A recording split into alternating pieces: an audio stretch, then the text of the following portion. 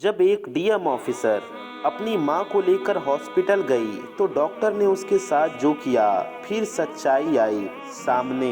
दोस्तों सोचो, एक 26 साल की जवान लड़की जिसका नाम शमा है, वो डीएम ऑफिसर है। काम में हमेशा फाइलों और केसों में लगी रहती है। दिन रात का फर्क नहीं होता, सिर्फ ये सोचती रहती है कि लोगों की मदद कैसे हो। एक दिन अचानक घर से कॉल आया, माँ की तबीयत बहुत खराब हो गई। समा का दिल धड़कने लगा।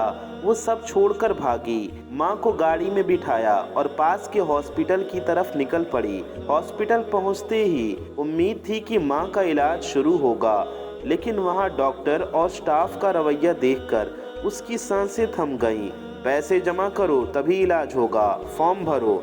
समा ने कहा, डॉक्टर साहब माँ की हालत बहुत ख़राब है, मैं पैसे बाद में दे दूंगी। लेकिन डॉक्टर और नर्सें ताने कसने लगी, जैसे कह रही हो तुम्हारी कोई कीमत नहीं, तुम्हारी कोई औकात नहीं। समा वही गंदी लिबास में खड़ी थी, केस में फंसी हुई, हाथ में फाइल, कपड़े गंदे।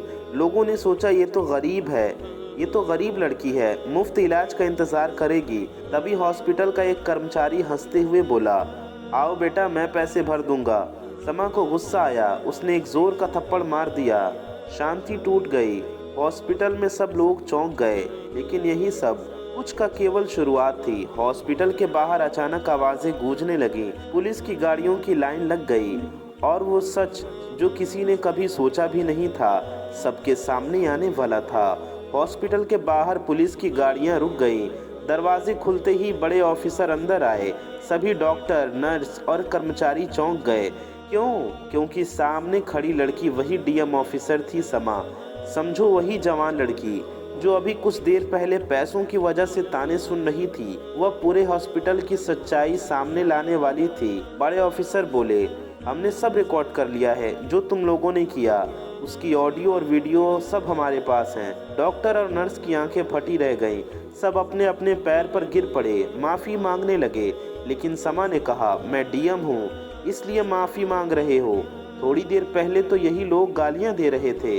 जो गरीब यहाँ आता उसे धक्के मारकर बाहर निकाल देते। आज मैं अपनी माँ के लिए खड़ी हूँ, कल कोई और गरीब होगा।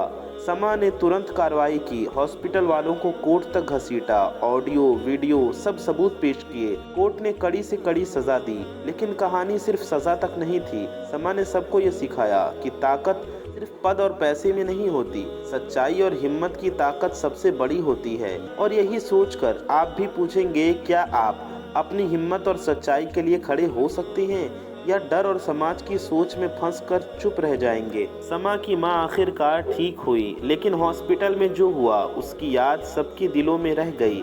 सोचो, एक जवान लड़की अपने ही हालात में अकेले खड़ी, उसने डर को पीछे छोड़ा।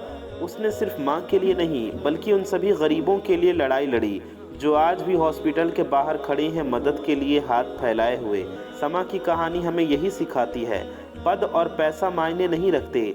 अगर हिम्मत है, अगर सच्चाई के साथ खड़े होने का जज्बा है, तो कोई भी बाधा बड़ी नहीं। आज भी कई जगह ऐसे लोग हैं जो सोचते हैं, अरे ये तो छोटी सी लड़की है, कुछ नहीं कर सकती। लेकिन वही छोटी लड़की, वही आवाज़ कभी कभी पूरी व्यवस्था बदल देती है। तो याद रखो, जब भी तुम्हारे सामने कोई गलत हो, जब कोई नियम या सिस्टम तुम्हारे या किसी और के खिलाफ हो, तो चुप मत रहो, खड़े हो जाओ, बोलो। क्योंकि हिम्मत ही वो चीज़ है जो डर और अन्याय को बदल देती है। और शायद यही सबसे बड़ी जीत है, न सिर्फ अपनी माँ के लिए बल्कि उन सभी के लिए जिनकी आवाज़ दबाई जाती है।